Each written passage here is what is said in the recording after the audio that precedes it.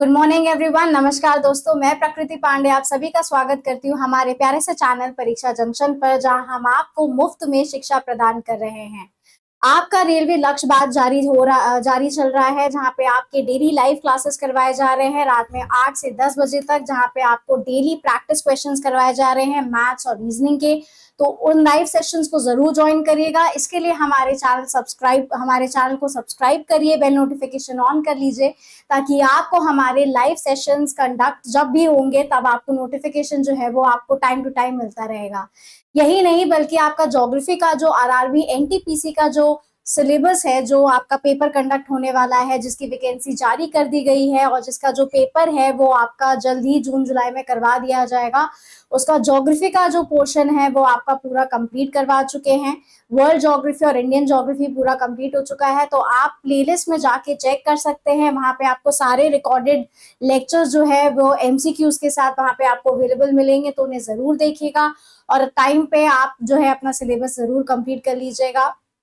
आपको साइंस का भी वहां पे प्लेलिस्ट मिल जाएगा, मैथ्स और रीजनिंग के भी प्लेलिस्ट वहां पे आपको अवेलेबल होंगे। आपको केवल इतना करना है कि हमारे चैनल परीक्षा जंक्शन को सब्सक्राइब करना है, बेल नोटिफिकेशन ऑन रखनी है, ताकि आपको नोटिफिकेशन जो है वो टाइम टू टाइम मिलता रहे। और आप हमें हमारे सारे सोशल मीडिया पे भी फॉलो जरूर करें, ताकि आप अपडेटेड रहे। हाल ही में हमने आपका एसएससी सीजीएल सीएचएसएल का नया बैच स्टार्ट किया है, जहां पे हम आपको ज्योग्राफी का जो पूरा सिलेबस है आपका एसएससी सीजीएल सीएचएसएल एमटीएस और जितने भी आपके वनडे एग्जाम्स हैं उनके लिए ये जो लेक्चर्स होंगे वो पर्याप्त होंगे। हम आपके लिए बैच लेके आए हैं जो भी बिल्कुल फ्री ऑफ कॉस्ट है, तो इसका आप बिल्कुल लाभ उठाएं। शेयर करिए, हमारे चैनल को सब्सक्राइब कीजिए, फॉलो कीजिए और आप डेली जो है लेक्चर्स को देखिए और अपना जो सिलेबस है वो टाइम पे कंप्लीट करिए, क्योंकि आपका भी एसएससी सीजीएल का जो पेपर है वो जल्द से जल्द कंडक्ट करवा दिया जाएगा। तो चलिए, मैं प्रकृति पांडे आपकी ज्योग्राफी के मेंटोर यहाँ पे आपको ज्योग्राफी पढ़ा रही हूँ और मैंने आपके कुछ क्लासेस जो है वो ऑलरेडी ज्योग्राफी की कंडक्ट हो चुकी हैं। आपको कुछ लेक्चर्स जो है कुछ टॉपिक पे करवा चुके हैं, तो आप प्लेलिस्ट में जाके चेक कर सकते हैं। आपको एसएससी सीजीएल का अलग से एक प्लेलिस्ट जो है वो आपको हमारे चैनल पे मिल जाएगा। आज हम स्टार्ट करेंगे नए टॉपिक के साथ, जो है फिजियोग्राफी ऑफ इंडिया। तो यहाँ पे आप मैप लेके जरूर बैठिएगा। यहाँ पे आपको इंडिया का पॉलिटिकल और फिजिकल दोनों मैप की जरूरत पड़ेगी, उसे लेके बैठिएगा। स्टार्ट करते हैं हम फिजियोग्राफी ऑफ इंडिया के बारे में। अब हम यहाँ पे इंडियन ज्योग्राफी के बारे में पढ़ेंगे, जहाँ पे मैंने आपको coastal boundary of India, neighbouring countries of India और इंट्रोडक्शन ऑफ इंडियन ज्योग्राफी, ये जो 3 आपके मेन टॉपिक है ये हम आपको ऑलरेडी करवा चुके हैं। अब हम इंडिया के बारे में उसको और थोड़ा डिटेल में जानेंगे, लेकिन उसको डिटेल में जानने से पहले हमारे लिए ये जानना जरूरी है कि हमें एग्जैक्टली क्या क्या पढ़ना है, क्या फिजियोग्राफी है इंडिया की, कितने डिविजन्स हैं इंडिया के और कितने डिविजन्स में हमें उसको एग्जैक्टली पढ़ना है, जो हमारे एग्जाम के पॉइंट ऑफ व्यू से इंपॉर्टेंट है। हम यहाँ पे उस चीज को डिटेल में एनालिसिस करेंगे। चलो, हमारा टॉपिक यहाँ पे है physiography of India. The Indian mainland's longitude ranges between 8 degree 4 minutes and 37 degree 6 minutes north. Excuse me. While its latitude spans from 68 degree 7 minutes east to 97 degree 25 minutes east. जब हमने आपको introduction of India करवाया था उसमें मैंने आपको already explain करके रखा है कि यहाँ पे जब हम लैटिट्यूड और लॉन्गिट्यूड एक्सटेंस के बारे में बात करते हैं तो हम यहाँ पे पर्टिकुलरली नॉर्थ और यहाँ पे ईस्ट के बारे में ही क्यों मेंशन करते हैं। तो ये चीज जो है वो आप हमारे इस लेक्चर को जरूर देखिएगा ताकि आपको अच्छे से समझ में आए। वहां पे मैंने आपको मैप के थ्रू बना के अच्छे से डायग्राम के थ्रू एक्सप्लेन किया है। हमारे लिए यहाँ पे रिविजन हो जाएगा एक तरीके से कि हमारे लिए ये याद रखना इम्पोर्टेंट होगा, क्योंकि एसएससी सीजीएल जो है वो आपसे ऐसे डायरेक्ट क्वेश्चंस जो है वो पूछ लेते हैं। तो यहाँ पे अगर लॉन्गिट्यूड रेंज देखा जाए तो कहाँ से कहाँ तक है, वो 8 डिग्री 4 मिनट नॉर्थ से लेकर 37 डिग्री 6 मिनट्स नॉर्थ तक है। और लैटिट्यूड स्पैन्स के बारे में बात करें तो वो है 68 degree 7 minutes east to 97 degree 25 minutes east. This configuration results in a longitudinal extension of 2933 kilometre from east to west। यानी कि हमारा पूर्व से पश्चिम की तरफ जो डिस्टेंस है, यानी कि ईस्ट टू वेस्ट जो हमारा डिस्टेंस है वो कितना है, वो है हमारा 2933 kilometres and latitudinal stretch of 3214 kilometre from north to south. यानी कि हमारा उत्तर से दक्षिण की तरफ जो हमारा डिस्टेंस है, यानी कि नॉर्थ टू साउथ जो हमारा डिस्टेंस है वो कितना है, वो है 3214 किलोमीटर। यहाँ पे एक गौर करने वाली बात है कि लॉन्गिट्यूड और लैटिट्यूड में बहुत से जो बच्चे हैं वो कंफ्यूज हो जाते हैं कि वो एग्जैक्टली लाइन कौन सी होती है। तो पहली बात है, आप ये ध्यान रखिएगा कि जो हमारी लॉन्गिट्यूड और लैटिट्यूड जो लाइंस होती हैं वो इमेजिनरी लाइंस होती है, वास्तविकता में ऐसी लाइंस नहीं होती है। ये सिर्फ और सिर्फ प्लेसेस लोकेट करने के लिए है। जो हमारी लॉन्गिट्यूड लाइंस होती हैं वो ऐसे होती हैं, ठीक है, इसकी मैंने आपको ट्रिक भी बताई थी। और लैटिट्यूड जो लाइंस होती हैं वो इस तरह से होती हैं। तो ये याद रखिएगा, इसमें कंफ्यूज मत होइएगा। Next, at a latitude of 23.5 north, the Tropic of Cancer neatly divides India into two equal halves, Northern India and Southern India। अब हमारा जो प्यारा भारत है उसमें से एक लाइन क्रॉस होती है जिसे हम क्या बोलते हैं, ट्रॉपिक ऑफ कैंसर, और हिंदी में हम बोलते हैं उसे कर्क रेखा। और इस कर्क रेखा का क्या कौन सी लाइन होती है एग्जैक्टली, वो होती है 23.5 डिग्री नॉर्थ, जो कि हमारे इंडिया को दो भागों में डिवाइड करती है, दो हिस्सों में डिवाइड करती है। एक हो गया आपका नॉर्थ इंडिया और दूसरा हो गया आपका साउथ इंडिया, यानी कि उत्तर भारत और दक्षिण Bharat. Along the significant circle of latitude lie the states of Gujarat, Rajasthan, Madhya Pradesh, Chhattisgarh, Jharkhand, West Bengal, Tripura and Mizoram. अब ये टोटल कितने 8 स्टेट्स हैं। इन 8 स्टेट्स से हमारी जो कर्क रेखा है वो पास होती है, ठीक है। तो कौन कौन सी है हम यहाँ पे मैप के थ्रू भी देख सकते हैं। मैप के थ्रू अगर आप चीजों को लेकर चलेंगे तो आपके लिए सबसे ज्यादा लाभदायक सिद्ध होगा। हम यहाँ पे इंडिया का पॉलिटिकल मैप लेके चलेंगे ताकि हम यहाँ पे स्टेट्स देख सके। अगर आप एटलस खोल के बैठेंगे और इंडिया का जो मैप है वो खोल के बैठेंगे तो यहाँ पे आप पाएंगे कि हमारे यहाँ पर 23.5 डिग्री ये है हमारी ट्रॉपिक ऑफ कैंसर जो पास होती है, ठीक है। अभी कुल 8 राज्यों से पास होती है। कहां से? 8 राज्यों से पास होती है। और वो हमारे लिए सीक्वेंस में याद रखना बहुत इंपॉर्टेंट है, क्योंकि एसएससी सीजीएल जो है वो आपसे सीक्वेंस वाइज भी स्टेट्स पूछ लेता है कि कौन से डायरेक्शन से लेकर जो हमारा स्टेट है वो कौन से डायरेक्शन में पड़ता है। यानी कि हमारा जो गुजरात है वो वेस्ट से लेकर यहाँ तक, जो आपका यहाँ पे मिजोरम पड़ता है ईस्ट तक, आपके जो कर्क रेखा है वो पास होती है। बीच बीच में जितने भी आपके जो प्रमुख राज्य हैं जिनसे कर्क रेखा पास होती है वो हमसे एसएससी सीजीएल जो है वो पूछ लेता है। तो अगर आप मैप के थ्रू यहाँ पे देखते चलेंगे तो आपको चीजें जो है वो अच्छे से याद रहेंगी।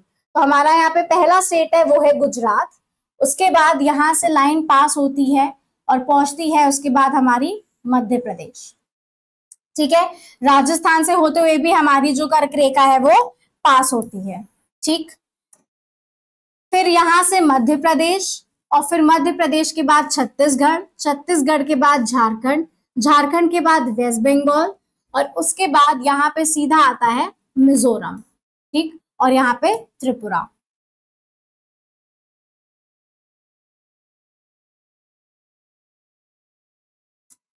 तो यहाँ पे आपके स्टेट्स ऑलरेडी मेंशन है, Gujarat, Rajasthan, Madhya Pradesh, Chhattisgarh, Jharkhand, waste Bengal, Tripura and Mizoram.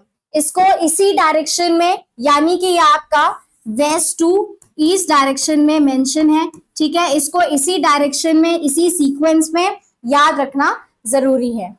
Next, एक हमारा प्यारा सा रिमाइंडर है कि हमारा जो चैनल है परीक्षा जंक्शन वो ना केवल यूट्यूब, बाकी आपके जितने भी अदर सोशल मीडिया पे वो भी वहां पे भी अवेलेबल है। तो आप हमें बाकी की सोशल मीडिया पे भी जरूर फॉलो करिएगा, जैसे कि Facebook, Twitter, Instagram, WhatsApp, Telegram, YouTube और लिंक्डइन पे भी हम अवेलेबल हैं। आप हमारे सारे सोशल मीडिया हैंडल्स को देख सकते हैं यहाँ पे लोगो, और आप हमें सारे सोशल मीडिया पे जरूर फॉलो करिएगा। चलिए स्टार्ट करते हैं यहाँ पे। The western and the eastern extremities of the country differ by approximately 2 hours due to 30 degree variance in longitude। अब अगर हम देखें तो हमारा जो वेस्ट साइड और जो ईस्ट साइड है, इन दोनों के बीच में 2 घंटे का डिफरेंस है। कितना? 2 घंटे का डिफरेंस है। Positioned at 82.5 degree east, the standard meridian lies at the heart of the nation, and the Indian standard time is set here, which is 5.5 hours ahead of GMT. GMT का मतलब है यहाँ पे ग्रीनविच मेरिडियन टाइम या फिर Greenwich mean time, दोनों। Greenwich meridian time और meridian की जगह यहाँ पे आप मीन भी लिख सकते हैं। यहाँ पे समझाने की कोशिश हो रही है कि अगर आप पश्चिम से पूर्व की ओर जाते हैं तो पश्चिम से पूर्व के बीच में जो हमारा जो टाइम गैप है वो कितना है? 2 घंटे का पड़ता है। लेकिन एक ये स्टैंडर्ड टाइम लिया गया है जिसको हम 82.5 डिग्री ईस्ट बोलते हैं, ठीक है। ये एक हमारा स्टैंडर्ड मेरिडियन है। चूंकि हमने इसको एक स्टैंडर्ड मेरिडियन के यानी कि कॉमन रेंज लिया हुआ है यहाँ पे, इसीलिए अगर आप वेस्ट में अपनी घड़ी मिलाएंगे और अगर आप ईस्ट में अपनी घड़ी मिलाएंगे तो टाइम जो है वो आपको सेम दिखाई देगा। यानी कि अगर आप गुजरात में हैं और अगर आप अरुणाचल प्रदेश में हैं और अगर आप अपनी वॉचेस मिलाएंगे, यानी कि जो गुजरात में और जो अरुणाचल प्रदेश में अलग अलग हैं, वहां पे अगर अपनी वॉचेस मिलाई जाए और टाइम को देखा जाए तो 2 घंटे का गैप होने के बावजूद भी आपके घड़ी में जो टाइम है वो आपको सेम ही दिखाया जाएगा, ठीक है। क्यों? क्योंकि यहाँ पे इसको हमने स्टैंडर्ड मेरिडियन लिया हुआ है, ठीक।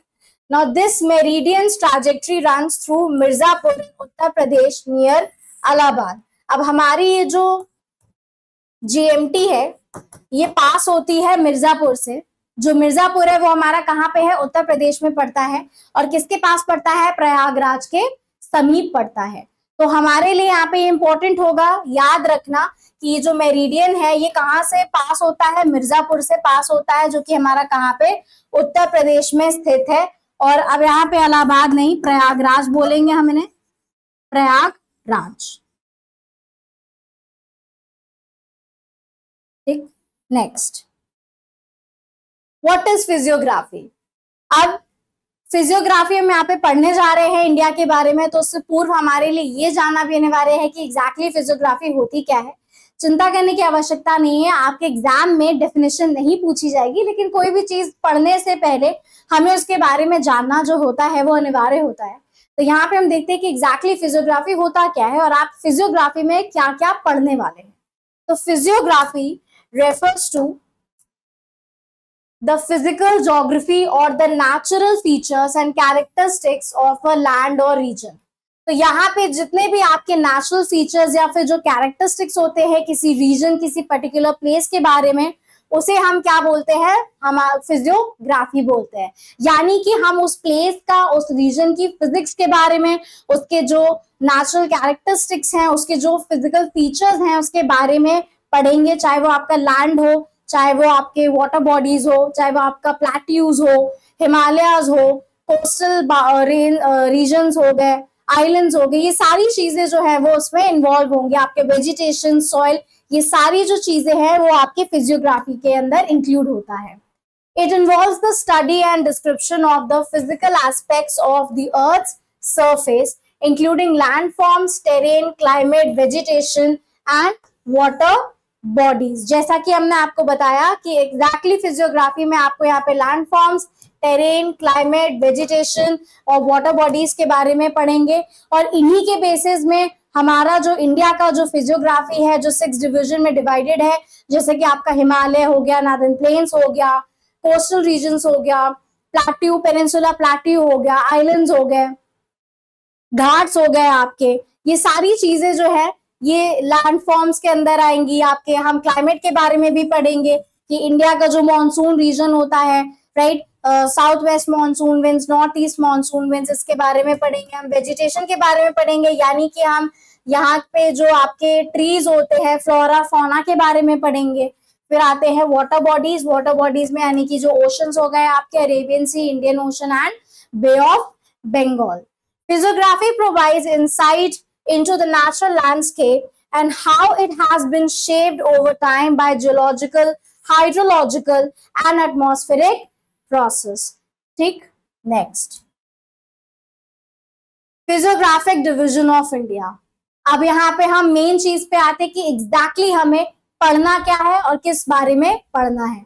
India is a country with a wide range of physical features. India के जो फिजिकल फीचर्स हैं वो ज्यादा है, वाइड रेंज में है, and these features have led to the classification of India into 6 distinct physiographic divisions. तो हम यहाँ पे 6 पार्ट्स में डिवाइड कर दिया गया है, किसको, फिजियोग्राफी को, इंडिया की फिजियोग्राफी को, और हम उन 6 के 6 जो डिस्टिंक्ट आपके यहाँ पे डिविजन्स दिए गए हैं उसके बारे में हम डिटेल में पढ़ेंगे। Each characterise by its own unique geographical characteristics. ठीक, पहला तो हमारा आएगा यहाँ पे northern and north eastern mountains. पहले हम यहाँ पे हिमालयास के बारे में पढ़ेंगे कि हिमालयास कितने टाइप के होते हैं, कौन कौन सी रेंजेस है, कौन कौन सी आपकी हाईएस्ट पीक्स हैं, ईस्ट डायरेक्शन में, वेस्ट डायरेक्शन में कौन सी हाईएस्ट पीक है, राइट। ये सारी चीजें हम पढ़ेंगे। उसके बाद आता है आपका नॉर्दर्न प्लेन्स यानी कि आपके उत्तरी मैदान। उसके बाद आता है पेनिनसुलर प्लेट्यू यानी कि प्रायद्वीप पठार। फिर है आपका इंडियन डेजर्ट यानी कि हमारे भारत के जितने भी मरुस्थल हैं। फिर आता है आइलैंड यानी कि भारत के द्वीप, जो 2 द्वीप हैं, कौन से, एक है आपका लक्षद्वीप आइलैंड और दूसरा है अंडमान एंड निकोबार आइलैंड। और फिर है coastal plains. The Indus, Ganga and Brahmaputra rivers have carried and deposited alluvial materials that form them। हमारे यहाँ पे इंडिया में 3 प्रमुख जो है वो नदियां बहती हैं। कौन कौन सी, एक होगी हमारी इंडस यानी कि सिंधु नदी। फिर दूसरी आती है सबसे ज्यादा इंपॉर्टेंट और सबसे ज्यादा पूजनीय नदी, वो है हमारी गंगा नदी। और तीसरी है ब्रह्मपुत्र नदी, राइट। ये जो तीनों नदियां हैं यहाँ पे, ये इनकी जो ये ट्रिब्यूटरीज हो गई या जो रिवर्स हो गई, अपने साथ क्या होती है, सेडिमेंट्स कैरी करती हैं। ठीक है, ये अपने साथ सेडिमेंट्स कैरी करती हैं यानी कि डिपोजिशन कैरी करती हैं, और जो सेडिमेंट्स डिपॉजिट करती हैं they are the alluvial materials that form them। ये जो आप देख सकते हैं कि जितने भी हमारी मिट्टी होती है जो बह के आएगी, जो अलग अलग आपको हर अलग अलग जगह जो होती है अलग अलग प्रकार की आपको सॉइल्स दिखेगा, वेजिटेशन दिखेगा, उसका एक प्रमुख कारण यही है कि जो सेडिमेंट्स ये अपने साथ कैरी करती हैं उसके बेसिस पे हमारे सॉइल के कैरेक्टराइजेशन और वेजिटेशन के कैरेक्टराइजेशन जो है वो बेस्ड है, डिपेंडेंट है। Spanning 3200 kilometre from east to west in India, physiography, the northern plains hold a prominent place। अब जो हमारे 6 डिविजन्स जिसके बारे में हमने अभी प्रीवियस स्लाइड में देखा था, जो इंडिया की जो फिजियोग्राफी है वो हमारे 6 डिविजन्स में डिवाइडेड है। उसमें से सबसे ज्यादा जो प्रोमिनेंट यानी कि जो सबसे ज्यादा प्रमुख है वो है हमारे उत्तरी मैदान यानी कि नॉर्दर्न प्लेन्स। और जो सबसे ज्यादा एरिया है, अगर हम उन 6 डिविजन्स को कंपेयर करें तो सबसे ज्यादा जो एरिया कवर करता है वो है हमारा नॉर्दर्न प्लेन्स यानी कि उत्तरी मैदान। ठीक है, remarkably the alluvial deposits can be found up to 2000 kilometers beneath the surface। उत्तरी मैदान पे ही आपको alluvial deposits excuse me, उत्तरी मैदान में ही आपको क्या है कि alluvial deposits मिलेंगे। alluvial deposits, जलोढ़ मिट्टी मिलेगी यहाँ पे आपको। अब जो alluvial deposits या फिर जो alluvial soil होती है वो सबसे ज्यादा फर्टाइल होती है, तो वेजिटेशन के लिए सबसे ज्यादा जो क्या कहते हैं प्रोमिनेंट या आप कह सकते हो जो सबसे ज्यादा बेनिफिशियल जो सॉइल होती है वो कौन सी होती है, alluvial सॉइल होती है, सबसे ज्यादा fertile. Next, in this region there is a sequence of geographical features.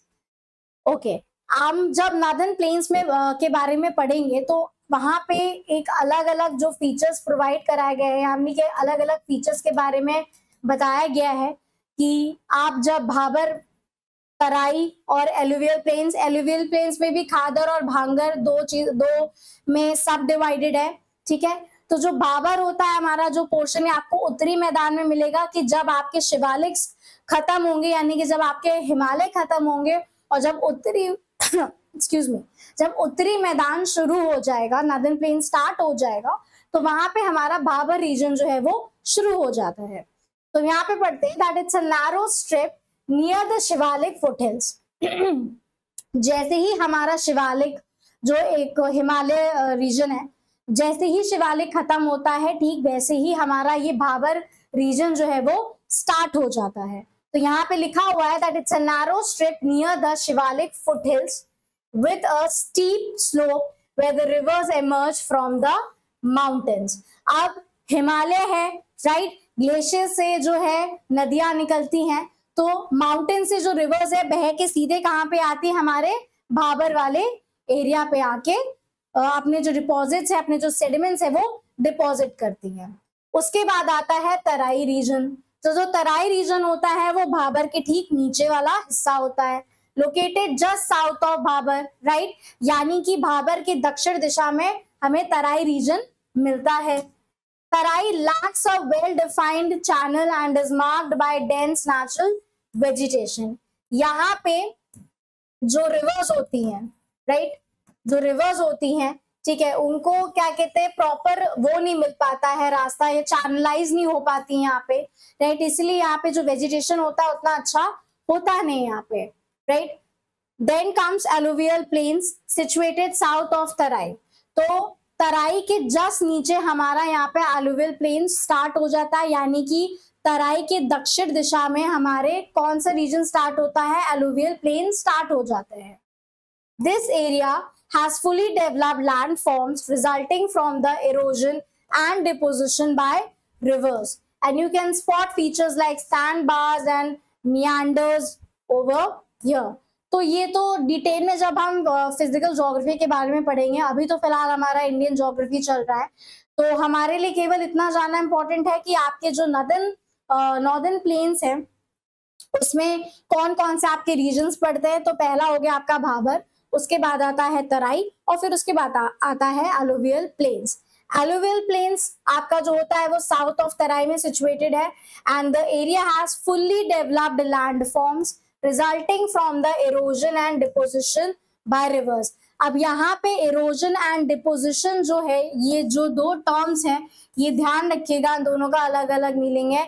Erosion का मतलब होता है कि कोई भी चीज जो होती है वो अपने क्या कहते हैं, ओरिजिनल प्लेस से शिफ्ट होके कहीं और जाके वहां पे माइग्रेट करके कहीं और जाके प्लेस हो जाती है, जैसे कि सॉइल इरोजन। यानी कि सॉइल इरोजन की अगर हम डेफिनेशन देखें तो उसका मतलब होता है removal of the top layer of the soil, यानी कि मृदा की या फिर मिट्टी की ऊपरी परत जब हट जाती है तो उसे हम क्या बोलते हैं, उसे हम सॉइल इरोजन बोलते हैं। ठीक उसी प्रकार इरोजन का मतलब ही होता है कि कोई भी जो चीज होगी, कोई भी सेडिमेंट्स होंगे जो अपनी जगह से कहीं और जाके शिफ्ट होके कहीं और प्लेस हो जाएंगे, और वो किसकी सहायता से होते हैं, वो रिवर्स की सहायता से, यानी कि नदियों की सहायता से होंगे, या फिर विंड की सहायता से, हवा की सहायता से होंगे। इसलिए हम आप देख सकते हो कि इरोजन अगर हम पढ़ेंगे फिजिकल ज्योग्राफी में, तो उसमें भी हम टाइप्स ऑफ इरोजन जब पढ़ेंगे तो विंड इरोजन और वाटर इरोजन, अलग अलग टाइप के इरोजन होते हैं।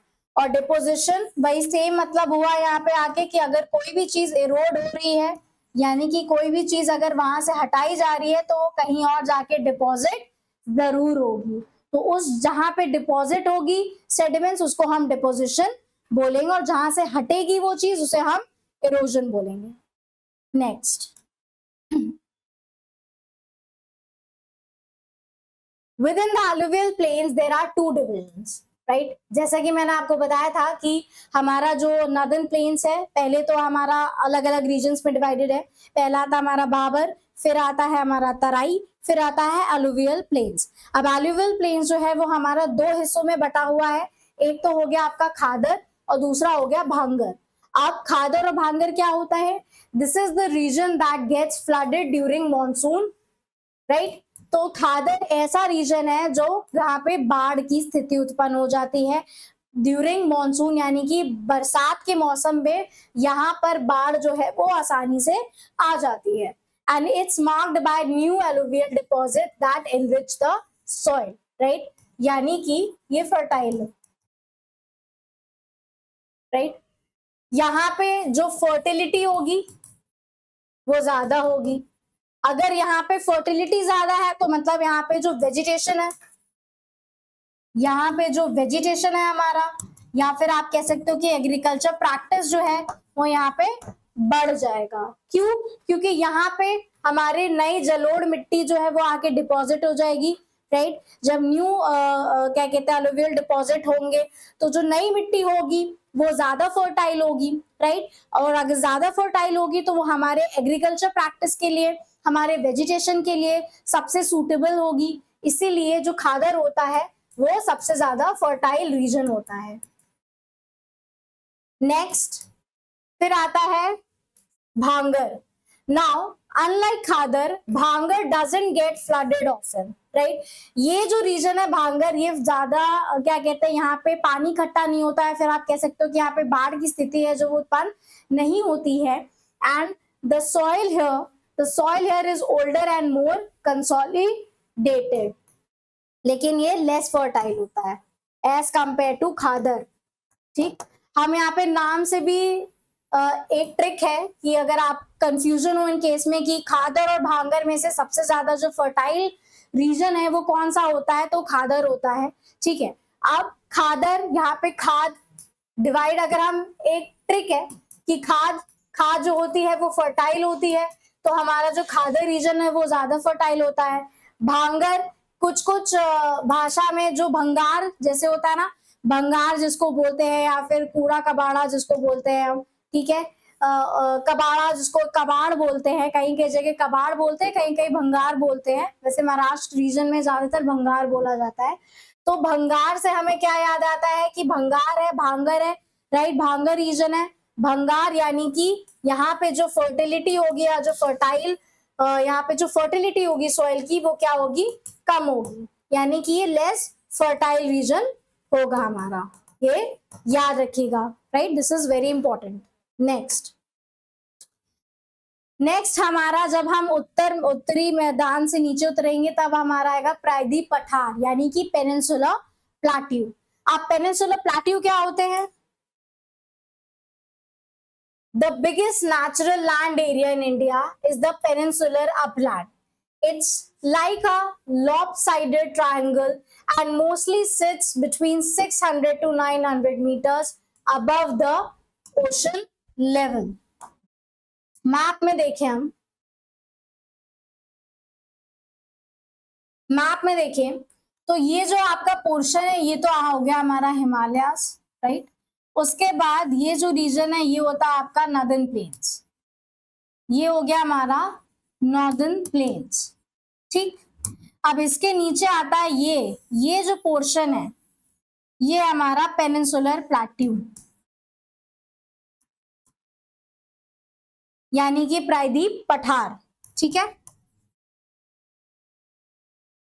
ये रीजन आप याद रखेंगे मैप के थ्रू, राइट। ये हमारा प्रायद्वीप पठार है, ये आपका जो है वो ट्रायंगुलर शेप में लोकेटेड है, बना हुआ है ऐसे naturally. Mostly sits between 600 to 900 metres. कितनी हाइट होती है? 6 से 900 मीटर, ठीक है। The outside borders of this peninsular plateau are marked by the Delhi ridge in the north west, kind of an extension of the Aravallis, and the Raj Mahal Hills in the east, Gir Range in the west, and Cardamom Hills in the south. Okay, very very important. अगर आप map में ध्यान दें, आप map में देखिए तो हमारा जो नॉर्थ साइड दिल्ली पड़ता है, जहां पे हमारा पार्लियामेंट हाउस बना हुआ है, राइट, जहां पे हमारा प्रेसिडेंट और पार्लियामेंट हाउस बना हुआ है, वो रीजन जो है वही उसको क्या बोलेंगे, दिल्ली रिज बोलेंगे, जो कि हमारा नॉर्थ वेस्ट में लोकेटेड है। और बेसिकली जो दिल्ली रिज है वो किसका एक्सटेंशन है? वो अरावलीज का एक्सटेंशन है, राइट। यहाँ पर आकर दिल्ली रिज पे आके हमारी जो अरावलीज है वो समाप्त हो जाती है। उसके बाद आता है राजमहल हिल्स, जो कि आपका ईस्ट में लोकेटेड है, और वेस्ट में है हमारा गिर रेंज वेस्ट में। और गिर जो है आपका कहाँ पे पड़ता है? गुजरात में पड़ता है। गिर नाम से आपका नेशनल पार्क भी है, गिर नेशनल पार्क, जहां पे आपके एशियाटिक लायंस जो है वो रखे जाते हैं, ठीक है। तो ये ध्यान रखिएगा। फिर आता है हमारा कार्डमम हिल्स, जो कि आपका साउथ में लोकेटेड है। कार्डमम हिल्स ऑफ कोर्स यहाँ पे हमारे कार्डमम जो है वो उगाए जाते हैं। स्पाइसेस आप तो जानते हैं कि साउथ इंडिया जो है वो स्पाइसेस के लिए सबसे ज्यादा जाना जाता है। तो इंडिया के जितने भी ज्यादातर जो स्पाइसेस होते हैं, जो चॉकलेट्स होते हैं, राइट, ये जितने भी हमारे जो खड़े मसाले हो जिनको हम कहते हैं, वो सारे जो है हमारे साउथ रीजन में ही उगाए जाते हैं। तो यहाँ पे आप कार्डमम से याद रखेंगे कि कार्डमम कहाँ पे उगाया जाता है, साउथ में, और कहाँ पे लोकेटेड है ये कार्डमम हिल्स, हमारे दक्षिण भारत में लोकेटेड है। The Shillong and Karbi Anglong plateau are continuation towards the northeast. हमारे नॉर्थ ईस्ट में जो शिलोंग और कार्बी एंगलोंग जो प्लाट्यूज हैं वो इसी पेनिनसुलर प्लाट्यू का कंटिन्यूशन है, लेकिन ब्रेक हो जाता है, राइट, ब्रेक हो जाता है और उसके बाद से वापस से शिलोंग से जो रेंजेस स्टार्ट हो जाती हैं वो हमारे पेनिनसुलर प्लाट्यू का यानी कि हमारे प्रायद्वीप पठार का ही भाग जो है वो माना जाता है। Next, the peninsular plateau is the part of India's oldest and most steady land mass. Okay, हमारा जो हिमालयस है वो सबसे ज्यादा यंग है, तो हिमालयस को हम यंग फोल्ड माउंटेन्स भी बोलते हैं। जब हम हिमालयस के बारे में डिटेल में पढ़ेंगे तब हम यहाँ पे देखेंगे कि हमारा जो हिमालयस है वो ओरिजिनेट कैसे हुआ था, राइट, कि हमारे जो पर्वत है, हमारा जो हिमालयस है वो बना कैसे था। लेकिन जो यहाँ पे हम पढ़ रहे हैं पेनिनसुलर पठार के बारे में, पेनिनसुलर प्लाट्यू के बारे में, पठार प्रायद्वीप पठार के बारे में, तो ये हमारा जो है सबसे ज्यादा क्या है, ओल्डेस्ट लैंडमास है और सबसे ज्यादा स्टेडी लैंडमास है। यानी कि यहाँ पे स्टेडी लैंडमास का मतलब ये है कि यहाँ पे जो प्लेट टेक्टोनिक एक्टिविटी है वो ज्यादा कंडक्ट नहीं होती है, और जो चीजें होती हैं जो आप देख सकते हो जो प्लेट्स होती हैं पेनिनसुलर प्लाट्यू की, वो क्या होती है, स्टेडी होती है। Shaped by the breaking and shifting of the Gondwana landmass। अब गोंडवाना landmass exactly क्या है ये हम तब जानेंगे जब हम प्लेट टेक्टोनिक के बारे में, एक प्लेट टेक्टोनिक थ्योरी है, राइट, जो किसके बारे में बताती है, फॉर्मेशन ऑफ हिमालयस के बारे में बताती है। तो जब हम प्लेट टेक्टोनिक थ्योरी के बारे में डिटेल में पढ़ेंगे तब हम यहाँ पे गोंडवाना क्या था और गोंडवाना लैंडमास एग्जैक्टली क्या है उसके बारे में हम डिटेल में जानेंगे। Its structure is made up of old crystalline, igneous and metamorphic rocks. तो यहाँ पे हमारे लिए केवल इतना अभी के लिए जानना पर्याप्त होगा कि जो पेनिनसुलर प्लाट्यू होते हैं वो कौन से टाइप के रॉक से बने होते हैं।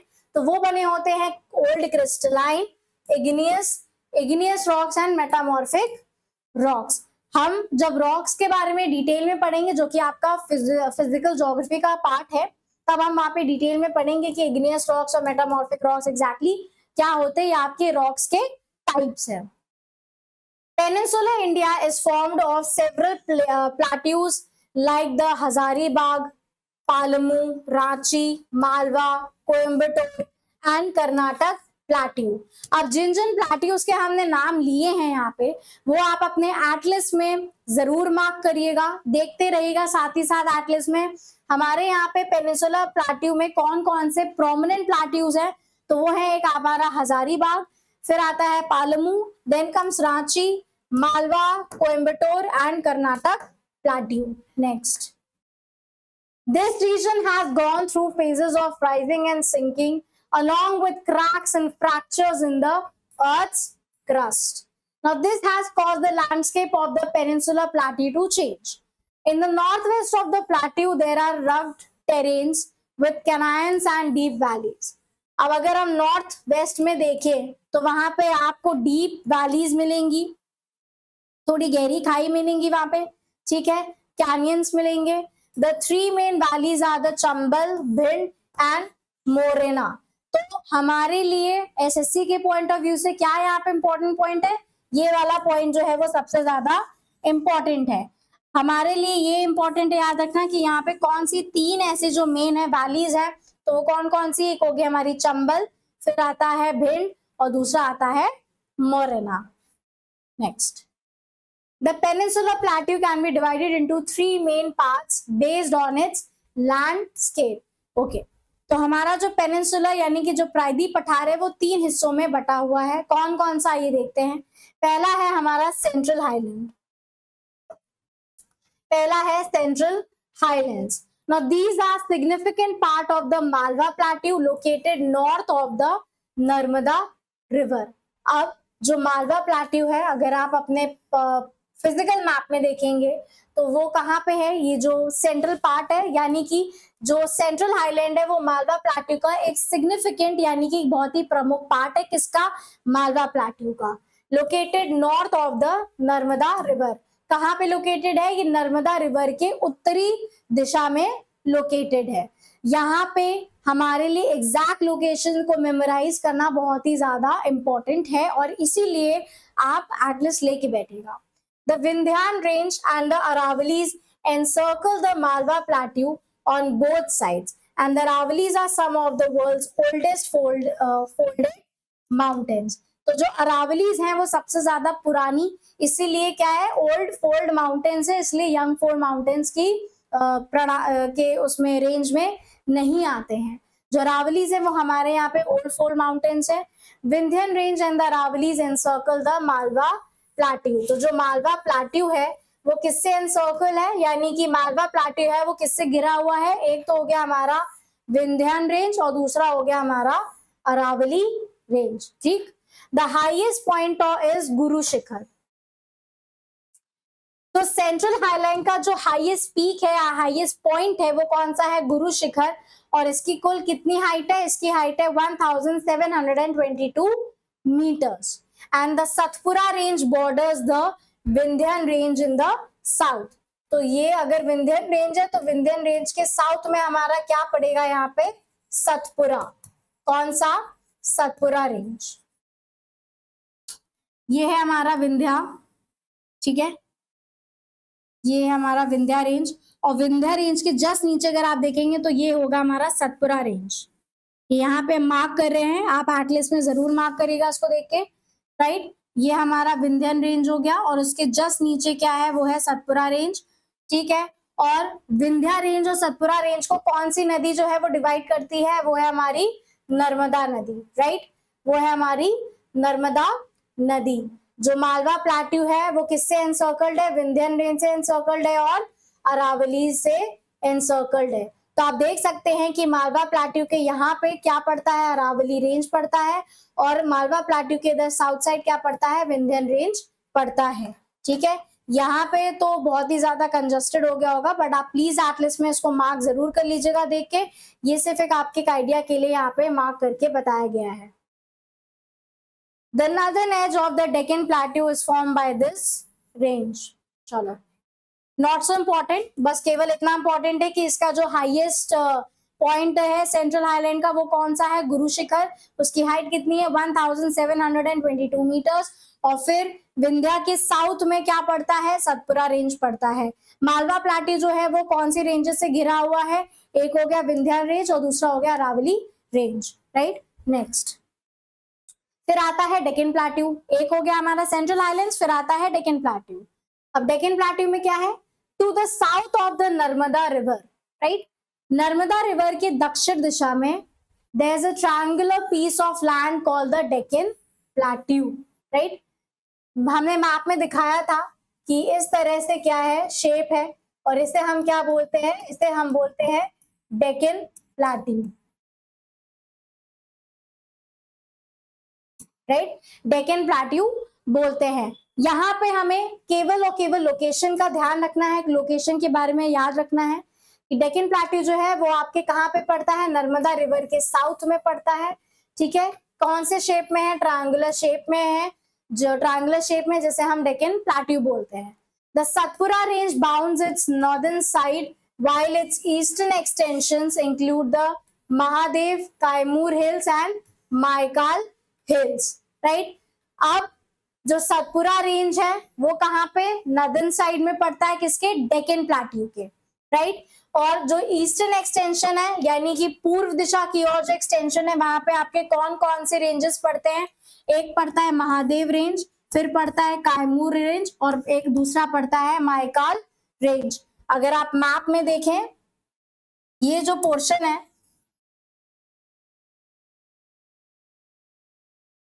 ये पोर्शन, ये डेक्कन प्लेट्यू हो गया, ठीक है। तो डेक्कन प्लेट्यू के नॉर्थ में क्या पड़ा हमारा? सतपुरा रेंज। और अगर हम इसका क्या देखेंगे, ईस्टवर्ड एक्सटेंशन देखेंगे तो यहाँ पे आपको महादेव हिल्स दिखेंगे, ठीक है। फिर माइकाल रेंजेस ये भी आपको यहीं पे दिखेंगे। वो आप क्या करोगे, आप अपने फिजिकल मैप में जो है वो मार्क करेंगे, आपको फिजिकल मैप में ज्यादा अच्छे से विजिबल रहेगा। The Deccan Plateau rises gently to the east and is higher in the west. Okay. तो जो डेक्कन प्लेट्यू है उसकी जो अगर हम हाइट देखें तो वेस्ट साइड जो है, यानी कि जो डेक्कन प्लेट्यू का पश्चिमी भाग है वो ज्यादा उठा हुआ है as compare to the eastern side, यानी कि पूर्व भाग, ठीक है। And it continues north east where it's known as the Meghalaya plateau, north Cachar hills and Karbi Anglong plateau, right, Karbi Anglong plateau. तो हमारा जो डेक्कन प्लेट्यू है वो कहाँ पे, ईस्ट साइड जो है वो उसकी जो ऊंचाई है वो थोड़ी कम है, लेकिन वेस्ट साइड जो है उसकी जो ऊंचाई है वो थोड़ा ज्यादा है, right. And it continues north east. मैंने आपको बताया था कि बीच में ब्रेक भी होता है, लेकिन बाद में वो क्या होता है, वहां पे भी आपको रेंजेस मिलेंगी नॉर्थ ईस्ट में, तो वो हमारे डेक्कन प्लेट्यू का ही पार्ट माना जाता है उसे।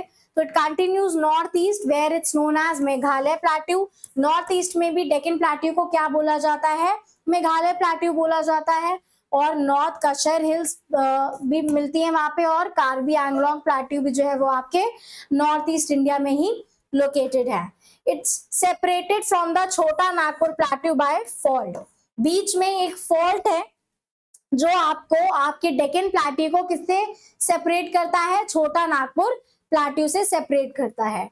The Khasi, Garo and Jantia hills are the three ranges that stretches from west to east. अब जो खासी, गारो और जयंतिया हिल्स जो है, ये हिल्स जो होती हैं वो हमें आपके नॉर्थ ईस्ट इंडिया में मिलती हैं। ऐसी हिल्स में भी अगर आप देखेंगे और डिटेल में अगर पढ़ेंगे तो वहां पे आपको जयंतिया और खासी, गारो ट्राइब्स भी मिलेंगी जो आपको इन्हीं हिल्स में रहती हैं, राइट।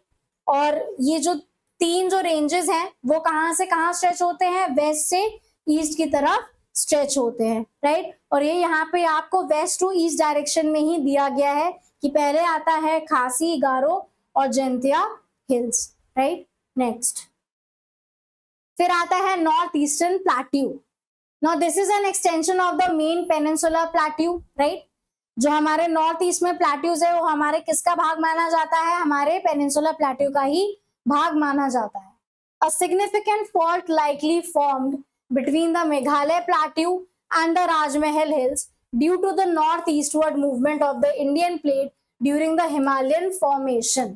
अब यहाँ पे हिमालयन फॉर्मेशन का हमने आपको पहले भी बताया कि जब हम प्लेट टेक्टोनिक थ्योरी पढ़ेंगे तब हम पढ़ेंगे कि हिमालयस एक्चुअली कैसे फॉर्म हुए थे और प्लेट टेक्टोनिक थ्योरी जो होती है एग्जैक्टली होती क्या है। तो यहाँ पर जो आपके मेघालय प्लेट्यू है और जो राजमहल हिल्स है, इसके बीच में क्या है, एक फॉल्ट है, एक दरार है जो इन दोनों को अलग कर देती है। और ये दरार किस कारण है, ये इसलिए है क्योंकि जब इंडिया की जो प्लेट है ना वो जब नॉर्थ ईस्ट की तरफ मूव करी थी तो उसकी वजह से यहाँ पे एक दरार पैदा हो गई थी, किसके बीच में, राजमहल हिल्स और मेघालय प्लेट्यू के बीच में पैदा हो गई थी। कैसे हो गई थी, जब हिमालय फॉर्म हो रहे थे और जो प्लेट जो थी वो अपने जगह से हिल रही थी, राइट। जैसे कि ये जो दो प्लेट्स हो गई, जो दो प्लेट्स हैं वो अपने जो ओरिजिनल जगह है वहां से हिल रही थी, ऊपर नीचे हो रही थी, राइट। और फ्रिक्शन प्रोड्यूस हो रहा था, उसकी वजह से प्लेट्स जो है वो अपनी जगह से अलग हो रही थी, जिसके कारण हिमालय फॉर्म हो रहा था। तो जो इंडियन प्लेट है वो किस तरफ भाग रही थी, वो नॉर्थ ईस्ट की तरफ जो है वो भाग रही थी।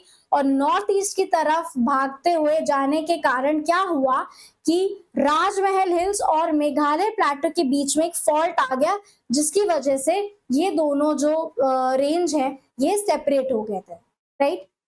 फिर आता है that this depression was eventually filled by sediment deposition from multiple rivers. अब जो ये डिप्रेशन यहाँ पे अकर हुआ था, यहाँ पे क्या हुआ कि जो नदियां होती हैं वो अपने साथ साथ अपने क्या सेडिमेंट्स लेके चलती हैं। तो यहाँ पे जो डिप्रेशन फॉर्म हुआ था, जो फॉल्ट फॉर्म हुआ था, वहां पर यहाँ पे सेडिमेंट्स जो है वो डिपॉजिट हो गए थे रिवर्स की थ्रू।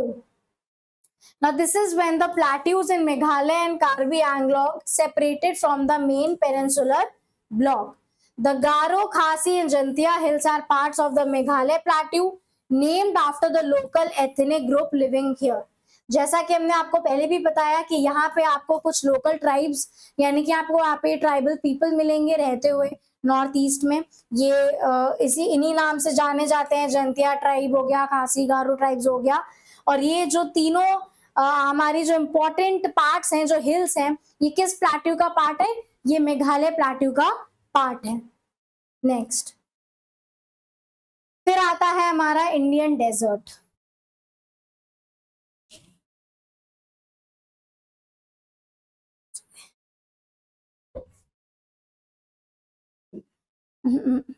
ये में पॉज करिए।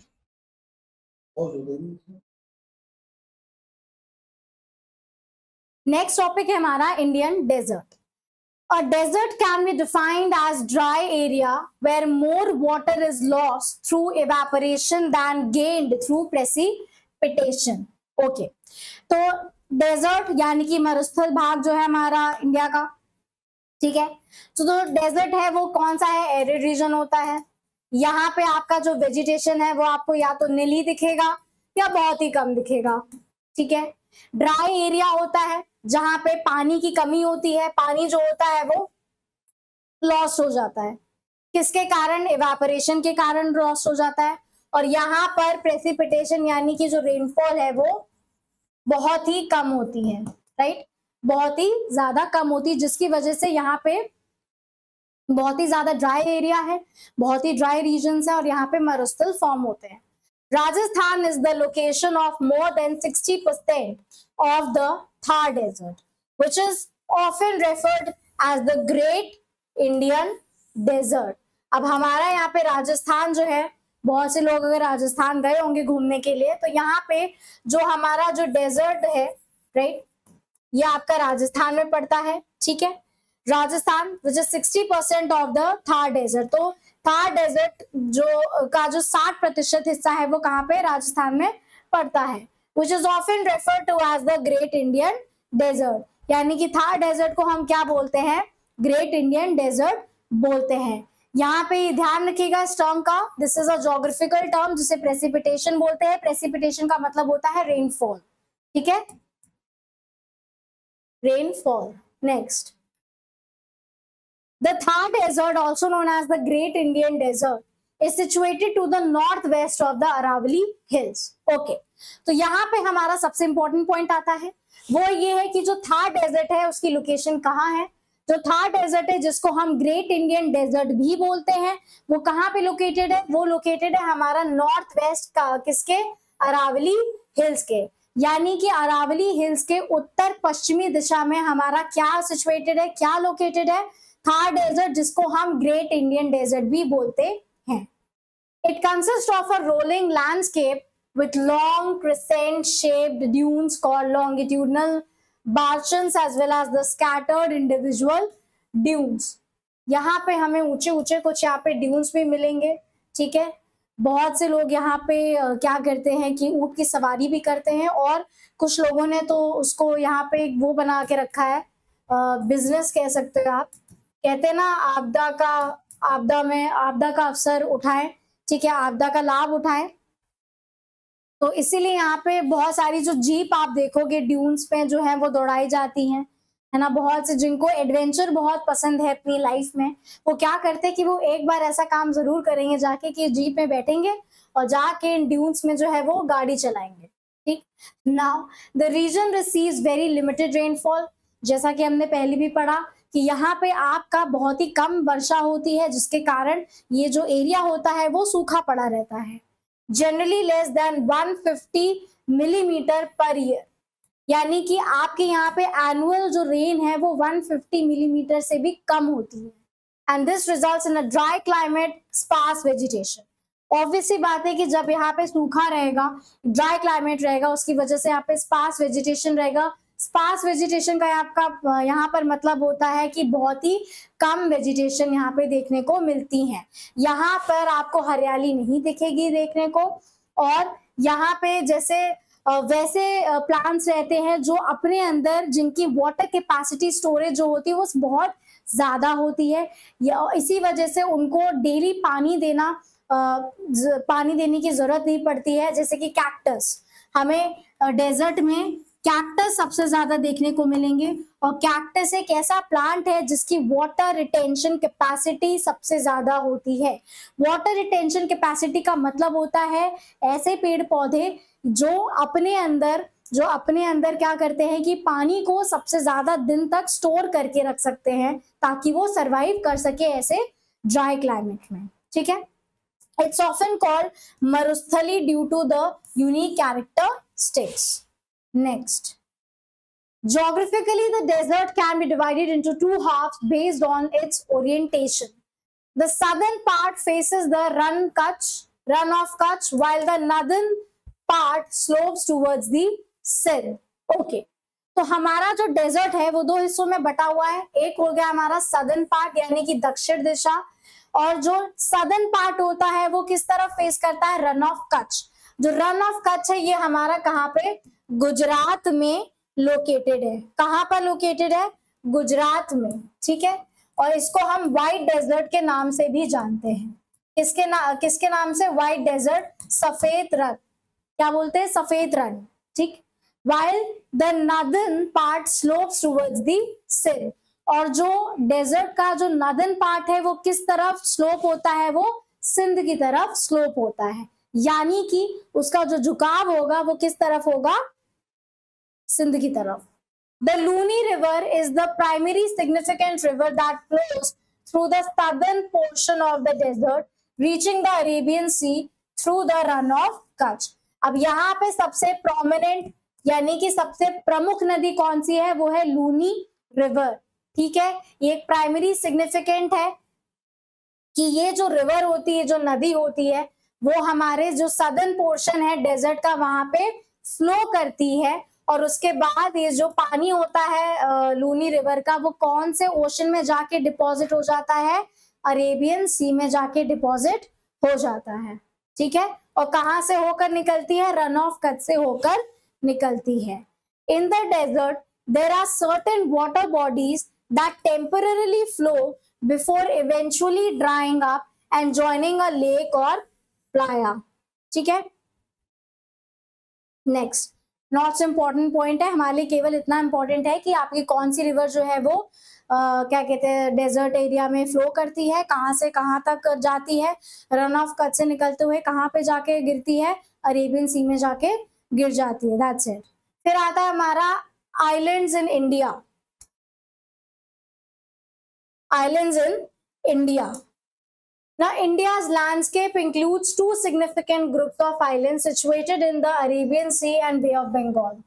हमारा जो प्यारा भारत है, अगर आप मैप देखें तो वो तीन ओशन से घिरा हुआ है। ठीक है, कौन कौन से, आपका जो वेस्ट में है वो पड़ता है अरेबियन सी यानी कि पश्चिम दिशा में आपका पड़ता है अरब सागर, फिर साउथ में पड़ता है इंडियन ओशन यानी कि हिंद महासागर, और ईस्ट में यानी कि पूर्व दिशा में पड़ता है बे ऑफ बंगाल, जिसे हम बंगाल की खाड़ी भी बोलते हैं। ठीक है, अब जो ये दो हमारे ओशंस हैं, एक हो गया अरेबियन सी और दूसरा हो गया बे ऑफ बंगाल, यहाँ पे हमारे दो द्वीप पड़ते हैं जो भारत के अंतर्गत आते हैं। ठीक है, अरेबियन साइड में कौन सा पड़ता है लक्षद्वीप आइलैंड, और बे ऑफ बंगाल में पड़ता है हमारा अंडमान एंड निकोबार आइलैंड।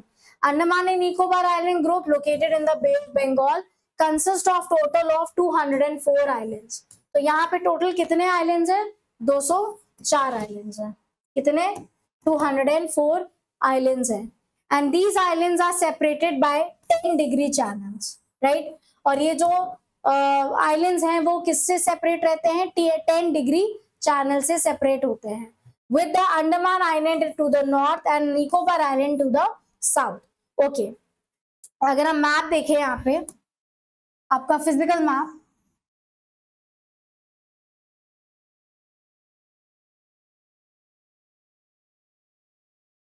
तो ये जो पोर्शन है बे ऑफ बंगाल, ठीक है, और यहाँ पे अगर आप देखोगे ये हमारा अंडमान और निकोबार आइलैंड। ठीक, अंडमान और Nicobar island I hope visible होगा आप लोगों को।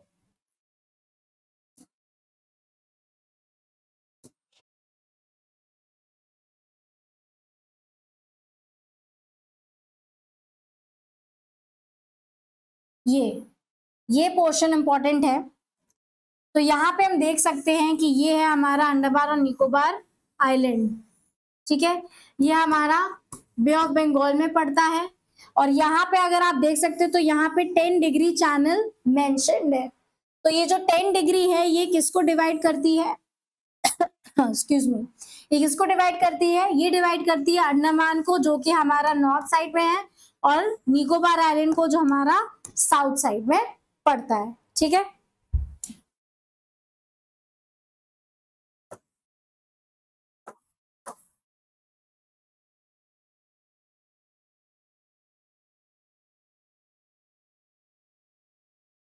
Okay. Now these islands coastlines are marked by picturesque coral reefs and beautiful beaches. Okay. ये जो आइलैंड्स है यहाँ पे आपको कोरल रीफ्स मिलेंगे। कोरल रीफ जो होते हैं वो समुद्र के अंदर सरवाइव करते हैं, और ऑब्वियसली इंडिया आइलैंड है तो वहां पे बहुत आपको अच्छे अच्छे बीचेस जो है वो घूमने को मिलेंगे। कभी जीवन में मौका मिले तो जाइएगा अवश्य। मालदीव में जाने से अच्छा है कि आप अंडमान निकोबार और लक्षद्वीप आइलैंड ही घूम लें। The Bay of Bengal Island Group, there are approximately 572 islands and islets located between latitude 6 degree north and 14 degree north and longitude 92 degree east and 94 degree east. Okay. तो यहाँ पे जो टोटल, अगर हम यहाँ पे अप्रोक्सीमेट आपके जो आइलैंड्स देखें कि टोटल कितने आइलैंड्स हैं, तो वो है हमारे 572 आइलैंड्स पड़ते हैं यहाँ पे, ठीक है।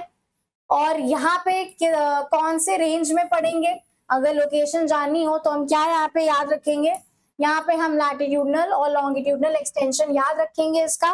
तो कितना है, लैटिट्यूड है हमारा 6 डिग्री से 14 डिग्री नॉर्थ, और लॉन्गिट्यूडनल एक्सटेंशन है 92 से 94 degree east. The two main island groups are the Ritchie's archipelago and labyrinth island.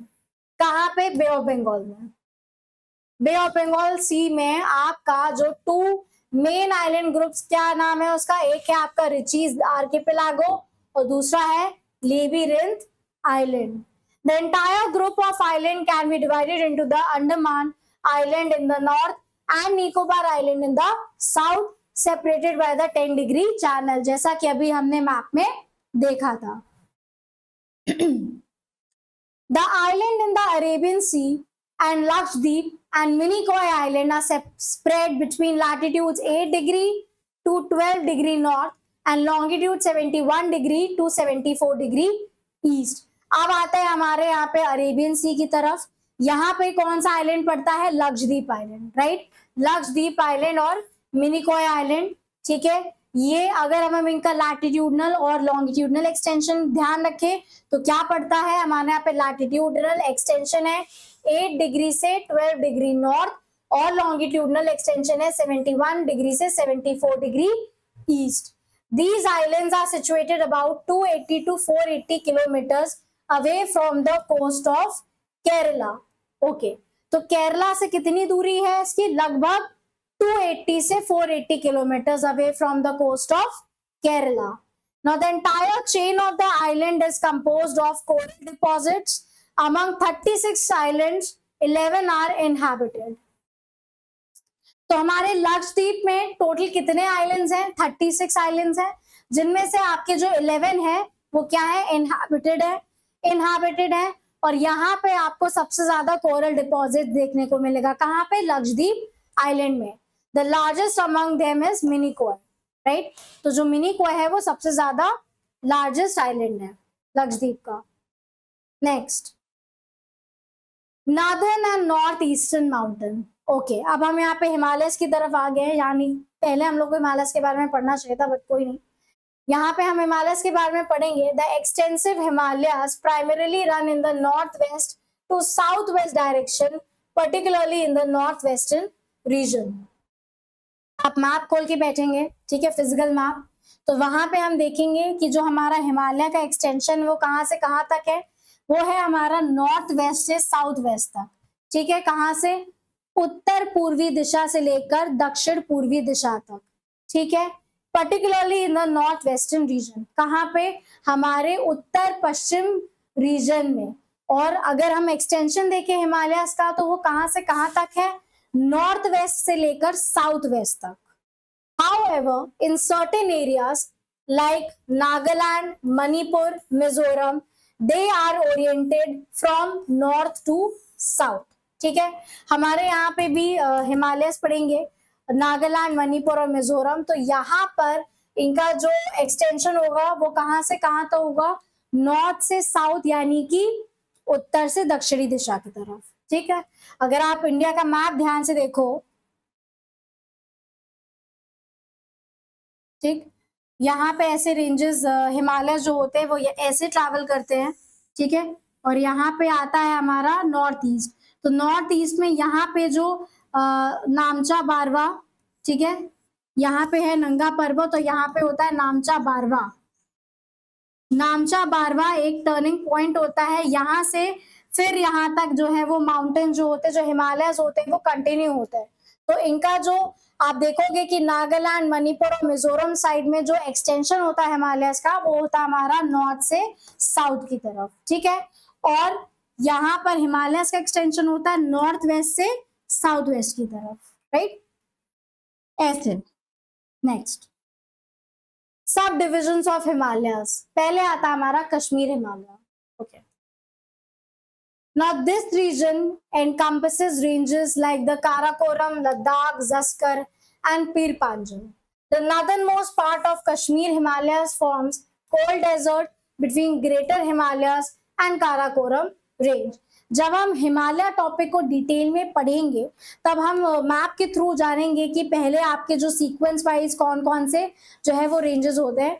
यहाँ पे फिलहाल कश्मीर हिमालय के बारे में हमारे लिए ये जानना इंपॉर्टेंट है कि यहाँ पे कौन कौन से रेंजेस जो है वो पड़ते हैं। तो पहला हो गया काराकोरम, फिर लद्दाख और फिर जस्कर, और फिर आता है पीर पंजल। ध्यान रखिएगा कि यहाँ पर आपको ये जो रेंजेस के नाम दिए गए हैं ये आपको सीक्वेंस वाइज दिए गए हैं। आपके लिए सीक्वेंस वाइज चीजों को याद रखना बहुत इंपॉर्टेंट है कि पहले कौन सा रेंज आता है, नॉर्थ से साउथ की तरफ कौन सा रेंज आता है। फर्स्ट आता है हमारा नॉर्थ में Karakoram, after that comes Ladakh, फिर आता है जस्कर और उसके बाद आता है हमारा पीर पंजल, और ये सब हमारा कश्मीर हिमालय का पार्ट है। The northern most part of the Kashmir Himalaya forms the cold desert between the great Himalayas and the Karakoram range. यहीं पे लद्दाख, लेह लद्दाख मिलेगा। ऐसे कौन कौन से लोग हैं जो लद्दाख घूम के आए हैं, कमेंट सेक्शन में जरूर बताइएगा। बहुत ही प्यारी जगह है, वन टाइम विजिट है, राइट, जीवन में एक बार अवश्य जाएगा, जाने का मौका मिले तो। Within the lofty Himalayas lies the Kashmir Valley, bordered by the Pir Panjal and Dal Lake. Right, अभी हाल ही में पहलगाम में इतना बड़ा हादसा हो गया, करंट में चल रहा है न्यूज पहलगाम का, जो बहुत ही दुखद घटना घटित हुई वहां पे। तो हमारे लिए यहाँ पे कश्मीर की जो लोकेशन है, जो इम्पोर्टेंट लेक है वहां की, राइट, ठीक है, किससे बॉर्डर करता है, पीर पंजल से, ये सब याद रखना इम्पोर्टेंट है क्योंकि ये काफी इम्पोर्टेंट टॉपिक हो जाता है, क्योंकि काफी ट्रेंडिंग और हॉट टॉपिक है। तो आपसे कश्मीर से रिलेटेड जो है वो क्वेश्चंस पूछे जाने के जो सारे सबसे ज्यादा है। ठीक है, the valley contains karewa formations ideal for cultivation the saffron producing zafran. Okay, तो यहाँ पे कश्मीर में आप देख सकते हो कि यहाँ पे आपको सैफ्रॉन यानी कि केसर, अगर आप जाओ कभी घूमने कश्मीर तो वहां पे आपको सड़क सड़क पे ऐसी छोटी छोटी डिब्बियों में लोग जो है वो केसर बेचते हुए दिखेंगे। तो यहाँ पर करेवा फॉर्मेशन देखने को मिलेगा वैली पे, यानी कि जो कश्मीर वैली है उसके जो क्लाइमेट है वहां का वो आइडियल कंडीशन है, यानी कि सूटेबल कंडीशन है for the cultivation of saffron. ठीक, notable fresh water lakes include Dal and Wular, while salt water lake include Pangong, so जो आपका लेह लद्दाख में पड़ता है, एंड सो मोरीरी, और ये किसके साथ बॉर्डर करेगा, चाइना के साथ। Jhelum Chenab rivers flow through this region, right, और ये झेलम और चेनाब जो है ये हमारी इंडस रिवर की ट्रिब्यूटरीज है, यानी कि इंडस नदी की, सिंधु नदी की सहायक नदियां हैं। ठीक है, और ये क्या है, प्रोमिनेंट रिवर्स हैं, कहाँ पर, कश्मीर हिमालयस में। फिर आता है हमारा Himachal and Uttaranchal Himalayas, spanning between the Ravi and Kali reverse in the west and east respectively. This Himalayan region is drained by the Indus and Ganga river system. Now, जो हमारे यहाँ पे लोकेशन बताई गई है किसकी, हिमाचल या फिर आप उत्तरांचल बोलो, और आज के टाइम पे हम क्या बोलेंगे, उत्तराखंड बोलेंगे, ठीक है। Spanning between the Ravi, Ravi और काली, जो रावी रिवर है वो किसकी ट्रिब्यूटरी है, इंडस रिवर की ट्रिब्यूटरी है। काली जो होती है वो हमारी कहाँ से निकल के आती है, तिब्बत से निकल के आती है, ये याद रखिएगा। In the west and east respectively this Himalayan region is drained by the Indus and Ganga river system.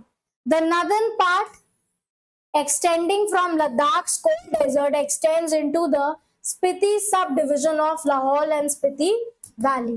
तो ये जो हिमाचल या फिर उत्तरांचल हिमालयस है, इनका अगर हम एक्सटेंशन ध्यान रखें तो ये नॉर्थ से, कहाँ से, लेह लद्दाख से होते हुए कहाँ तक, हमारे स्पीति वैली यानी कि लाहौल स्पीति तक आकर जितना जो पोर्शन होता है, जो एक्सटेंशन होता है, वो किसके अंडर आता है, वो आता है हमारा हिमाचल और उत्तराखंड के अंडर आता है, ठीक है। From north to south it includes the great Himalayas, lesser Himalayas and Shivalik range known as the Dhauladhar in Himachal Pradesh and Nag Tibba in Uttarakhand, ठीक है। तो हमारे ये जो नॉर्थ से साउथ जो एक्सटेंशन है वो डिवाइडेड है किसमें, एक हो गया हमारा ग्रेट हिमालयस, फिर होता है हमारा लेसर हिमालयस या फिर हिमाद्री भी बोलते हैं उसको, और हो गया हमारा शिवालिक या फिर आउटर हिमालयस भी बोलते हैं इन्हें, known as the Dhauladhar. Himachal Pradesh में इन रेंजेस को क्या बोलते हैं, धौलाधर बोलते हैं, और उत्तराखंड में क्या बोलते हैं, नाग टिब्बा बोलते हैं, ठीक। Now this area is marked by Doon formations and Shivalik formations. All 5 Prayags are located in this area. जब हम इनके बारे में, हिमालयस टॉपिक के बारे में डिटेल में पढ़ेंगे तो हम डिटेल में पढ़ेंगे इसके बारे में, परेशान होने की जरूरत नहीं है। डून फॉर्मेशन, शिवालिक फॉर्मेशन कैसे हुआ था, और जो 5 आपके प्रयाग पढ़ते हैं, यहाँ पर प्रयाग का मतलब है जो आपके गंगा नदी, अलकनंदा नदी जो है, जो अलकनंदा नदी जो है वो हमारे बद्रीनाथ जहाँ पे है वहां से निकलती है, ठीक है।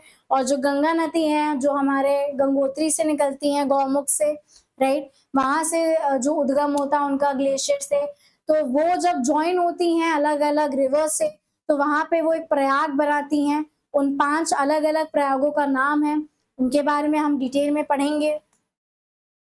फिर आता है Darjeeling and Sikkim Himalayas. Now this segment consists of the Nepal Himalayas in the west and Bhutan Himalayas in the east. अब हमारा जो सिक्किम हिमालयस है उनके अगर हम देखें तो वेस्ट साइड आपके सिक्किम हिमालयस के वेस्ट यानी कि पश्चिमी भाग में क्या पड़ता है, नेपाल हिमालयस पड़ता है, और ईस्टर्न साइड में यानी कि पूर्वी दिशा में कौन सा हिमालयस पड़ता है, भूटान हिमालयस पड़ता है, किसके, Sikkim Himalayas.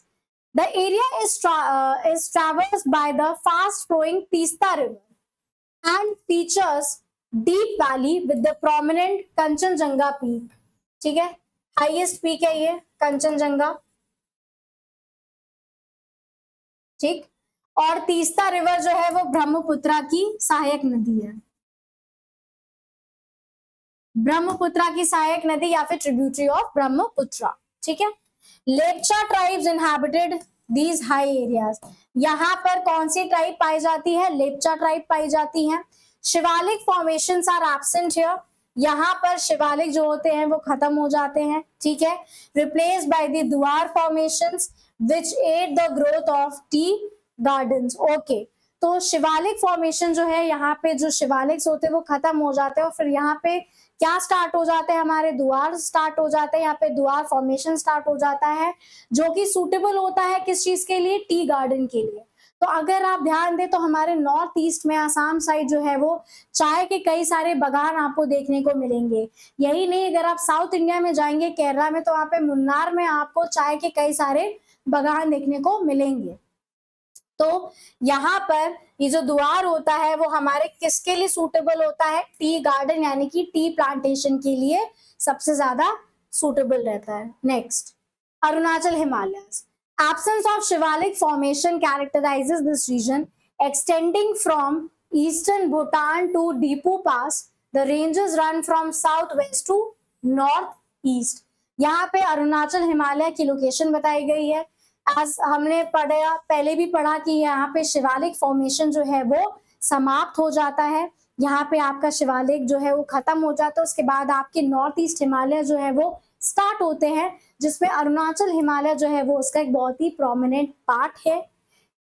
Extending from eastern Bhutan, ठीक है, ईस्ट साइड क्या पड़ता है अरुणाचल प्रदेश के भूटान. तो extending from eastern Bhutan to Diphu pass, pass है यानी कि हिंदी में हम उसको दर्रा भी बोलते हैं. पासेस क्या होते हैं, वो आपके जो दो पहाड़ों के बीच में जो आपको जाने का रास्ता मिलता है, जो पास होते हैं, जो आपको एक पहाड़ से दूसरे पहाड़ से कनेक्ट करते हैं, उसको हम क्या बोलते हैं, पास बोलते हैं. Ranges run from south west to north east. कहां से कहां तक, दक्षिण पश्चिमी दिशा से लेकर उत्तरी पूर्व दिशा तक. Prominent summits include Kangto and Namcha Barwa. जैसा कि हमने आपको पहले भी बताया था, अगर आप इंडिया का मैप खोल के बैठे, ठीक है, यहाँ पे मैं रफली बना दे रही हूँ, ठीक है, तो यहाँ पे आप देखोगे कि जो हिमालयस होते हैं वो ऐसे ट्रैवल करते हैं, फिर ऐसे आके डिवाइड हो, यहाँ पे नीचे की तरफ आ जाते हैं. तो ये जो पॉइंट होता है इसको हम क्या बोलते हैं, नामचा बारवा. क्या बोलेंगे हम, नामचा बारवा. The Brahmaputra crosses Namcha Barwa and continues through the Naror gorge. और यहाँ से तिब्बत से क्या होती है, ब्रह्मपुत्र रिवर जो है वो हमारी नामचा बारवा को क्रॉस करती है और यहाँ पर आती है, और यहाँ पे आके बाकी नदियों के साथ मिलकर बे ऑफ बंगाल यानी कि बंगाल की खाड़ी में क्या होती है, आकर मिक्स हो जाती है. The area's rich biodiversity is preserved by indigenous groups, right? And the rugged terrain hampers inter-valley transportation, with most connections occurring in the Dua regions along the Arunachal-Assam border. Not so important from SSC point of view. Only one thing is important, and that is to remember the location. हमें यहाँ पे केवल location जाननी है, केवल इतना याद रखना है कि हमारा जो अरुणाचल हिमालय है वो हमारे नॉर्थ ईस्टर्न हिमालयस का पार्ट है. हमें केवल उसका डायरेक्शन याद रखना है, हमें डायरेक्शन और लोकेशन याद रखना है, जो कि यहाँ पे ऑलरेडी जो है आपको बता दिया गया है. Next, eastern hills and mountains running north to south. This region includes Barak river in Manipur and Mizoram. तो कहां से कहां तक, हमारे उत्तर से दक्षिण की तरफ जो है, जो हिमालयस रन करते हैं, ठीक है, ये डायरेक्शन है. This region includes Barail range and Manipur, ठीक है. उत्तर से दक्षिण हमने बताया था ऐसे करके. तो ये नॉर्थ से साउथ की तरफ जो एक्सटेंशन होता है, ये उसका पार्ट है ईस्टर्न हिल्स का, ठीक है. यहाँ पे जो प्रोमिनेंट रिवर है जो आपकी मणिपुर में है वो कौन सी है, Barak river. The central Loktak Lake in Manipur is surrounded by mountains, right? एक और यहाँ पे लेक का नाम याद रखेंगे, उसका क्या नाम है, लोकतक लेक, जो कि कहाँ पर है, मणिपुर में, ठीक है. किससे सराउंडेड है, पहाड़ों से, माउंटेन से सराउंडेड है. The molasses basins known as the Mizoram region comprises soft unconsolidated deposits. Rivers in Nagaland are Brahmaputra tributaries, while the Barak rivers flows into the Meghna. जो हमारा बैराक रिवर है वो किसके साथ जाके मिल जाता है, मेघना के साथ. रिवर्स इन नागालैंड ब्रह्मपुत्र ट्रिब्यूटरीज, और ये जो सारी जो रिवर्स है वो किसके साथ मिक्स हो जाती हैं, जाके मेघना के साथ, ठीक है. In Manipur's east rivers feed into the Chindwin which eventually enters Myanmar's Irrawaddy. Okay, ये नाम है जो कि आपका म्यांमार में है इस नदी का, ठीक है. मणिपुर में जो आपकी जितनी भी नदियां होती हैं वो कहाँ पे जाके मिक्स हो जाती हैं, म्यांमार में जाके इरावदी से मिक्स हो जाती हैं. फिर आते हैं हमारे coastal plains. The coastal plains of India are flanked by the Arabian Sea and the Bay of Bengal, both of which run alongside the country. ठीक, किसके, कंट्री साइड में आपके जो अरेबियन सी और बे ऑफ बंगाल के साथ जो अपने कोस्टल बाउंड्रीज फॉर्म करते हैं उन्हें हम क्या बोलेंगे, कोस्टल प्लेन्स बोलेंगे. These coastal plains are divided into western and eastern coastal plains based on their location and ongoing geological processes. So these coastal plains are divided into western and eastern coastal plains. Coastal boundary of India करके मैंने आपको topic पढ़ाया हुआ है, एक अलग से इसका टॉपिक करा रखा है, आप जाइएगा प्लेलिस्ट में, उसको देखिएगा। डिटेल में मैंने आपको सब चीज के बारे में, वेस्ट कोस्ट ईस्ट कोस्ट के बारे में पढ़ाया है। जो वेस्ट कोस्ट है वो कितने डिविजन्स है, ईस्ट कोस्ट के कितने डिविजन्स है, वो प्रॉपरली आपको पढ़ाया गया है। तो प्लेलिस्ट में आप जाके उस लेक्चर को जरूर देखिएगा। These coast plains are divided into western and eastern coast plains based on their location and on the geological process. The western coastal plain spans from Run of Kutch to Kanyakumari and can be further categorized into 4 distinct sections. ठीक है, ये चीज हम आपको already पढ़ा चुके हैं। जो वेस्टर्न कोस्टल प्लेन्स हैं वो रन ऑफ कच्छ यानी कि गुजरात से लेकर कहाँ तक, कन्याकुमारी तक एक्सटेंड करते हैं। कन्याकुमारी का जो ओल्ड नेम है वो क्या है, केप कोमोरिन। Cap Comorin. तो यदि आपसे पूछ लिया जाए एग्जाम में कि कन्याकुमारी का ओल्ड नेम क्या है, तो वो है केप कोमोरिन। ठीक है, और जो हमारे वेस्टर्न कोस्टल प्लेन्स है वो कितने में डिवाइडेड है, 4 भाग में डिवाइडेड है। कौन कौन से, हो गया आपका कच्छ और काठियावाड़ कोस्ट जो कि गुजरात में है, फिर रहता है हमारा कोंकण कोस्ट जो कि महाराष्ट्र, फिर आता है कन्नड़ा कोस्ट यानी कि कर्नाटक, और फिर आता है मालाबार कोस्ट यानी कि Kerala. Next, while the western coast widens as it moves towards the northern and southern ends, it remains narrower in the central portion. Okay, तो अगर हम ध्यान दें तो हमारे जो वेस्टर्न कोस्ट होते हैं वो नॉर्थ और साउथ साइड यानी कि जहां से वो शुरू होते हैं और जहां पे वो खत्म होते हैं वहां पर जो एरिया होता है वो वाइड होता है, लेकिन जो बीच वाला एरिया होता है जैसे गोवा वाला पार्ट हो गया, राइट, जो वो सेंट्रल पार्ट होता है वेस्टर्न कोस्ट का, वो क्या होता है, नारोअर हो जाता है। तो जो एरिया होता है वो कम हो जाता है। The eastern coastal plain extends along the Bay of Bengal and it is relatively narrower than the western coastal plains. तो हमारा जो ईस्टर्न कोस्टल प्लेन है वो कौन सी साइड एक्सटेंडेड है, बे ऑफ बंगाल की साइड है, राइट। और ये जो हमारा ईस्टर्न कोस्टल प्लेन है ये हमारे वेस्टर्न कोस्टल प्लेन से क्या है, नारोअर है। ठीक है, एरिया जो है वो कम है। ओके, तो यहाँ पे आपका जो फिजियोग्राफी ऑफ इंडिया है पोर्शन ये खत्म होता है। हमने यहाँ पे केवल और केवल आपको इतना बताया है कि आपको फिजियोग्राफी क्या होती है, इंडिया की क्या क्या फिजियोग्राफी है, कितने अलग अलग डिविजन्स जो हैं इंडिया के उसमें डिवाइडेड है, 6 डिस्टिंक्ट डिविजन्स हैं जिसके बारे में हम डिटेल में पढ़ेंगे। एक तो हम ऑलरेडी कर चुके हैं, वो आपका कोस्टल बाउंड्री ऑफ इंडिया हम पढ़ चुके हैं। नेक्स्ट टॉपिक जो होगा वो हमारा नया टॉपिक होगा, वो होगा हिमालयाज, और हिमालयाज के बारे में हम डिटेल में पढ़ेंगे। हिमालयाज होगा, पूर्वांचल हो गया, इन सब चीजों के बारे में हम डिटेल में पढ़ेंगे जितना आपके एग्जाम के पॉइंट ऑफ व्यू से इम्पोर्टेंट है। यहाँ पे एक और आपके लिए स्वीट रिमाइंडर है कि आप हमारे चैनल परीक्षा जंक्शन को जरूर सब्सक्राइब कीजिएगा। हमें हमारे सारे सोशल मीडिया पर फॉलो करें, Facebook, Twitter, Instagram, WhatsApp, Telegram, YouTube और लिंक्डइन, हम हर जगह फैले हुए हैं। हमारा केवल यही एम है कि हम आपको फ्री ऑफ कॉस्ट एक अच्छी एजुकेशन प्रोवाइड करवाएं। घर घर तक एजुकेशन पहुंचनी चाहिए। आज के टाइम पे गरीब से गरीब बच्चा जो भी है उसको फ्रीली एक्सेस कर सकता है। यही नहीं बल्कि आपको हमारा 100% सपोर्ट भी रहेगा। आपको नीचे स्क्रीन पर व्हाट्सएप नंबर भी प्रोवाइड किया जाएगा, तो अगर आपको कोई भी डाउट और क्वेरी हो तो आप हमें कॉल करके अपने डाउट्स और जो क्वेरीज हैं आप उन्हें पूछ सकते हैं। आपको हमारी तरफ से 100% सपोर्ट मिलेगा। आप बस हमारे साथ इसी तरह जुड़े रहिए, बने रहिए। आपको कंटेंट ओरिएंटेड जो है वो लेक्चर्स प्रोवाइड करवाए जाएंगे। आप हमारे चैनल को जरूर सब्सक्राइब कीजिएगा और आप अपने दोस्तों को भी हमारे इस इनिशिएटिव के बारे में जरूर बताइएगा। रेलवे लक्ष्य बैच जो चल रहा है उसमें जो लाइव क्लासेस है उसको जरूर ज्वाइन करिएगा। आप जितनी ज्यादा प्रैक्टिस करेंगे आप उतने ही ज्यादा परिपक्व हो जाएंगे। तो इसी तरह से मस्त रहिए, स्वस्थ रहिए, जबरदस्त तरीके से अपनी जो तैयारी है वो लगातार करते रहिए। Thank you very much.